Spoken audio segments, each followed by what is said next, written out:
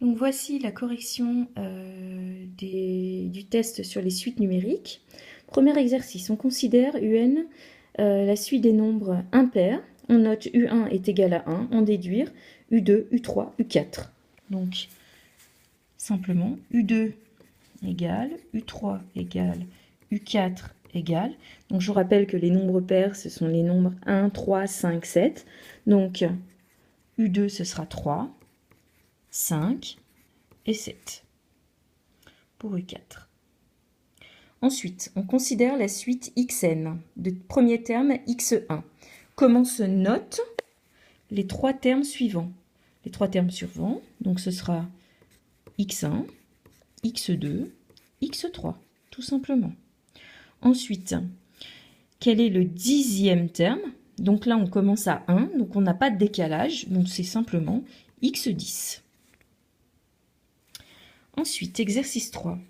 On a la suite Vn, qui est de premier terme, V0. Comment se notent les trois termes suivants? Donc, ceux qui suivent, c'est V1, V2, V3. Et on vous demande le 8e terme. Donc là, le problème, c'est qu'attention, on commence à 0. Donc là, on a un décalage. Donc le 8e terme, c'est en réalité V7. Ensuite, l'exercice 4. Donc, on a deux suites, la suite WN, la suite TN. Dans un premier temps, on vous demande quel est le terme de rang 4 de la suite WN. Donc, le rang, on le lit ici, rang 4. Du coup, c'est W4 et ça vaut 1. Je vous rappelle qu'il fallait noter le terme et la valeur. Donc ici, c'est W4 et c'est égal à 1. Ensuite, quel est le troisième terme de la suite WN? Troisième terme, 1, 2, 3. Donc c'est W2 et ça vaut 8.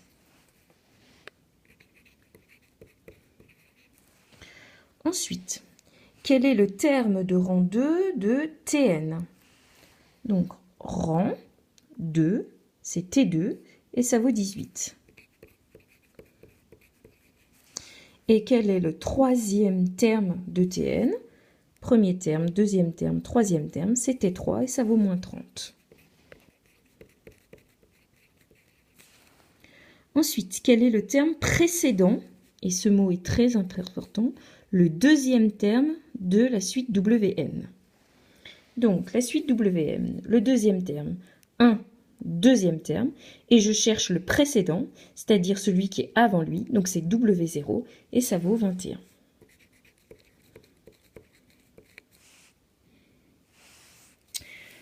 Ensuite, j'ai une suite qui est écrite de cette façon. J'ai UN est égal à 4N moins 2. Donc ici, le N, c'est le rang. Ici, on n'a pas de relation de récurrence, mais on a en fonction du rang. Donc, autrement dit, si je dois calculer du rang 3 au rang 5, donc je dois calculer U3, U4, U5.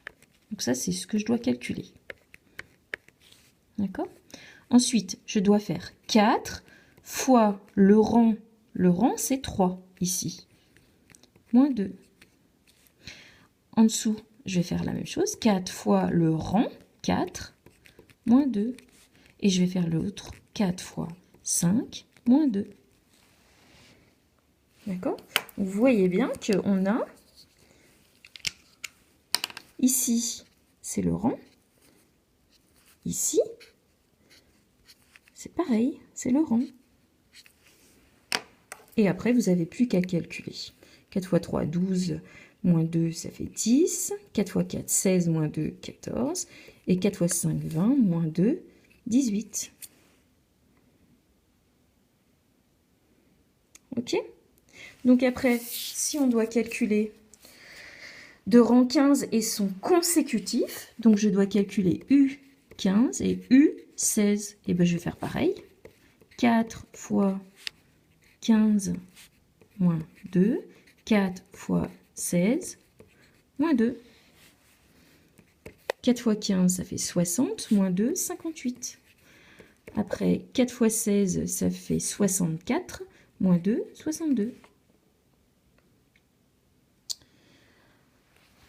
Ensuite, exercice 6. Donc, on vous donne la suite UN telle que UN plus 1 est égal à 5 UN, cette fois, plus 3, et on vous donne U1 est égal à 1. D'accord? Donc là, on a une relation de récurrence, c'est-à-dire que pour calculer le suivant, je dois faire 5 fois le précédent plus 3. Donc, autrement dit, je dois calculer 2 rang 2, 2 rang 3. Je dois calculer U2, je dois calculer U3. Donc, je vais faire 5 fois le précédent de U2, c'est U1. Et je vais ajouter 3. Ici, pour U3, je vais faire 5 fois le précédent, U2, plus 3. Et après, j'ai plus qu'à calculer. 5 fois U1, je vous rappelle qu'il vaut 1. Donc 5 fois 1 plus 3. 5, ça fait 8. Ensuite, 5 fois U2, je l'ai du coup. Ça vaut 8. Donc ça fois 8, 40. Ça fait 43. Voilà.